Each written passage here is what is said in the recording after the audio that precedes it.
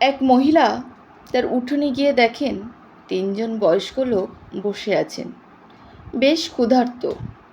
তাই তিনি বাড়িতে আসার আমন্ত্রণ জানালেন, কিন্তু তারা বললেন, গৃহকর্তা কি আছেন?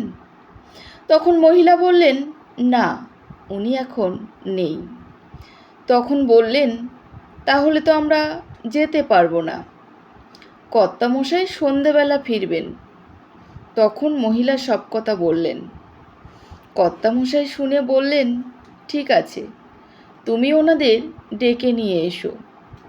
তো মহিলা তখন তাদেরকে ডাকতে গেলেন। বৃদ্ধ মানুষগুলো বললেন, আপনি কাকে ডাকছেন? আমার নাম ভালোবাসা। আরেকজন বললেন, আমার নাম হলো সম্পদ। আরেকজন বললেন, আমার নাম সাফল্য। আমরা 3জনে যাব না, যে কোনো একজনকে ডাকুন, একজন যাবে। আপনি গিয়ে কর্তামশাইকে এই সব কথা বলুন, উনি যাকে বলবেন সে যাবে। তখন মহিলা বাড়িতে ফিরে কর্তামশাইকে সমস্ত ঘটনা বললেন। কর্তামশাই শুনে বললেন, আচ্ছা, বেশ সুন্দর ব্যাপার তো, ঠিক আছে, তাহলে তুমি সম্পদকে ডাকো, তাহলে আমরা হয়তো আরও বড়লোক হয়ে যাব। তখন মহিলা বললেন, না না, সম্পদ নয়, আমি বরং সাফল্যকে ডাকি। তখন কর্তামশাই বললেন, ঠিক আছে, ডাকো। পাশের ঘর থেকে ওনাদের মেয়ে শুনছিল।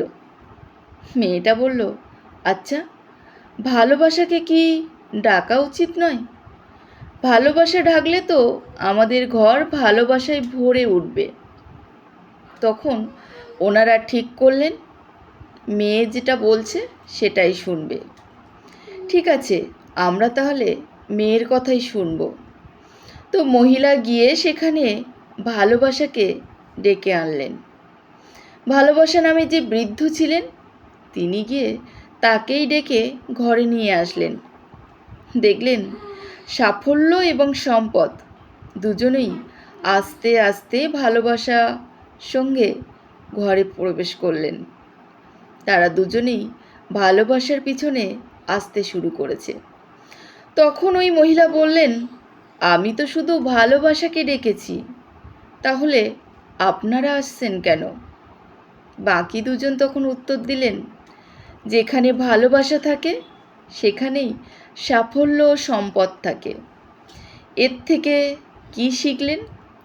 মানুষকে ভালোবাসুন, তাহলেই সাফল্য এবং সম্পদ দুটোই আপনি কাছে পাবেন।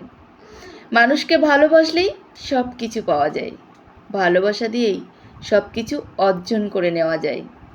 ভালো থাকবেন সবাই।